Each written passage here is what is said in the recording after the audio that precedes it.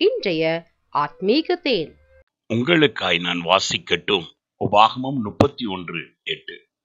கர்த்தர் தாமே உனக்கு முன்பாக போகிறவர், அவர் உன்னோடு இருப்பார், அவர் உன்னை விட்டு விலகுவதும் இல்லை, உன்னை கைவிடுவதும் இல்லை, நீ பயப்படவும் கலங்கவும் வேண்டாம் என்றார்.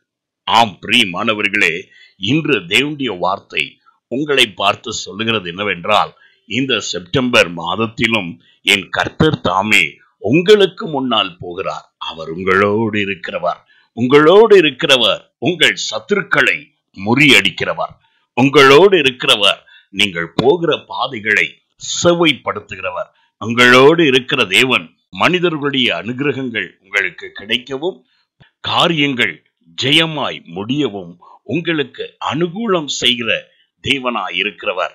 அவர் ஒருபோதும் உங்களை விட்டு விலக மாட்டார், உங்களை கைவிட மாட்டார். கடந்த மாதங்களில் நீங்கள் பல காரியங்களின் நிமித்தமாக விடாய்த்து சோர்ந்து போயிருக்கலாம். இந்த புதிய மாதத்திலும் பொது நம்பிக்கை கொடுக்கிறதான என் தேவனாகிய கர்த்தர் கூறுகிறார், நானே உங்களுக்கு முன்னால் போவேன், உங்களை எந்த இடத்திலும் கலங்கி நிற்க விடமாட்டேன், உங்களை விட்டு விலக மாட்டேன் என்று வாக்கு கொடுக்கிறார். தைரியம் கொள்வோம், கர்த்தரை முன்வைத்து கடந்து செல்வோம், கர்த்தர் உங்களை வழி நடத்துவார். நான் உங்களுக்காய் ஜெபிக்கட்டும்.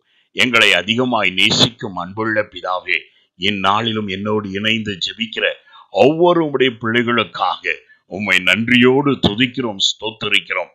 வாக்கில் வல்லவரே, செயல்களில் மகத்துவம் உள்ளவரே, இந்த புதிய மாதத்துக்குள் பிரவேசிக்க பண்ணின எங்கள் தேவனாகிய கர்த்தாவே, நீர் உம்முடைய பிள்ளைகளோடு இருந்த வருகிற எல்லா கொள்ளை நோய்களில் இருந்தோம், வாதிகளில் இருந்தோம், வீண் நஷ்டங்களில் இருந்தோம், அலைச்சல்களில் இருந்தோம் உம்முடைய பிள்ளைகளை விலக்கி காத்து காரியங்கள் அனைத்தும் இம்மாதத்தில் கைகூடி வரக்கூடிய ஒரு அனுகூலங்களை உண்டாக்குவீராக.